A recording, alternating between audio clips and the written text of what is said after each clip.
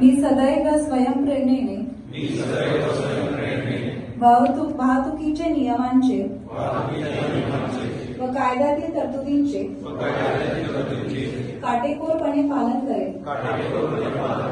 मी शपथपूर्वक प्रतिज्ञा करते की माझा देश अपघातमुक्त होण्यासाठी सुरक्षितपणे वाहन चालवण्याची पात्रता